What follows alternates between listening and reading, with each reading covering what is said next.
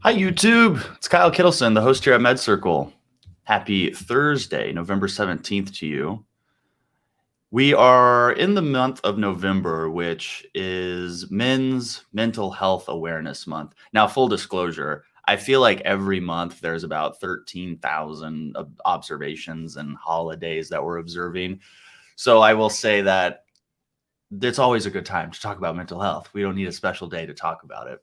But because it may be Men's Mental Health Awareness Month, I wanted to pop in here as the male host of Med Circle to talk about some of my personal experiences with mental health and also some of the things I've learned interviewing psychologists and psychiatrists on mental health, but as they relate specifically to men.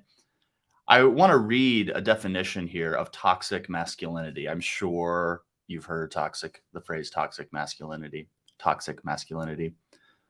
But according to this, toxic masculinity can be described as a set of traits stereotypically in and expected of men. Toxic masculinity is caused by certain cultural pressures for men to behave in a certain way. From a young age, men are taught to be strong, quiet, resilient, and tough. Boys are taught that to be manly means they should be aggressive, powerful, and never show weakness. In moderation, none of these traits are necessarily negative ones, but when these traits become overly pronounced and masculinity becomes toxic, it can be harmful to individuals and to society in general. I probably agree with all of that. I would add, though, that toxic masculinity can also be harmful to the individuals themselves, not just to other individuals or society in general. Our own biases that we have, and regardless of what gender you are, we have them. We have biases in how we think we should behave. When I was a kid, I was told frequently, suck it up, suck it up. Are you shedding a tear? Suck it up. Did you hurt yourself? Suck it up. Are you busy? You got a lot of stuff going on? Suck it up. Sometimes that's actually pretty good advice. Sometimes you just have to suck it up and keep going. But there's also times where we need to indulge ourselves in our feelings and we need to really feel them all the way. And probably men more than women are in so many ways told not to do that. I am very fortunate that I grew up in a family that, although I was told to suck it up, I was also given space to share my feelings. I was also put into therapy when I was 9 years old. So I never felt a huge stigma around mental health, depression at home. But where I did feel it was at school. I certainly wanted to be the type of guy that played sports, that was aggressive, that was powerful, that didn't show emotions. And I tried to do that for a long time, as I think many of us did. But what happens is when we're trying to be somebody we're not, I believe we can develop symptomology associated with common mental health disorders like depression, like anxiety. And if you look at some of the statistics surrounding men and mental health, there is some correlation there.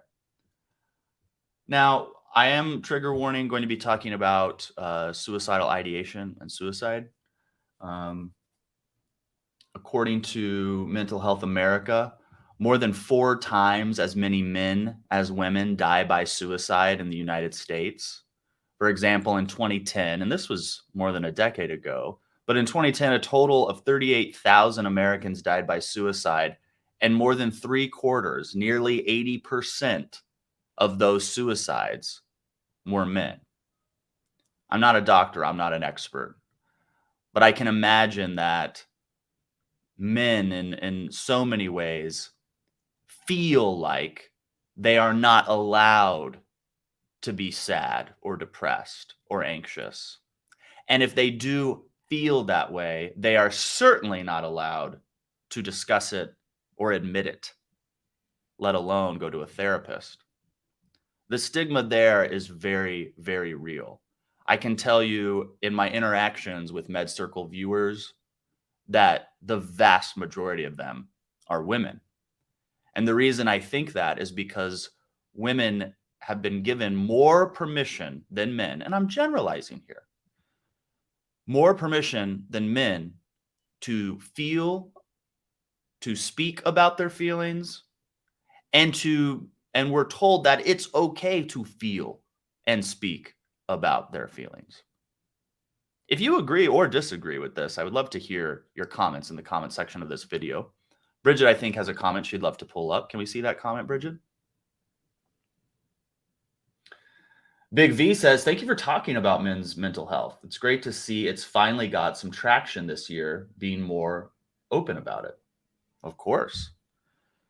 It's interesting to me because I live my whole life open about mental health. We have millions of people who watch this channel every single month, not to mention our private membership at medcircle.com, where many more people engage in our videos. And so I'm very open about my own mental health. I'm very open about mental health, period. But when I've taken the time like I have done today to really think about this, it's very clear that we are not doing enough. We as a society are doing enough to make it okay, give permission to people in general, but in the topic or in the case of this conversation, men to share. I think if we could just have men share a little bit more, we would have better mental health outcomes. Another big stigma among men in mental health is that, or not stigma, but a misconception rather, is that eating disorders only impact women and that men are not impacted by eating disorders. But again, according to Mental Health America, males account for an estimated 10% of patients with anorexia or bulimia and an estimated 35% of those with binge eating disorder. Men with eating disorders, here it is again, are less likely to seek professional help than women. I often, and almost every time when I say often, in my videos was saying, remember, whatever you're going through, you got this. And I want to make a point right now to say something completely opposite. It's okay if you don't got this right now. It's okay if you feel like you don't got this.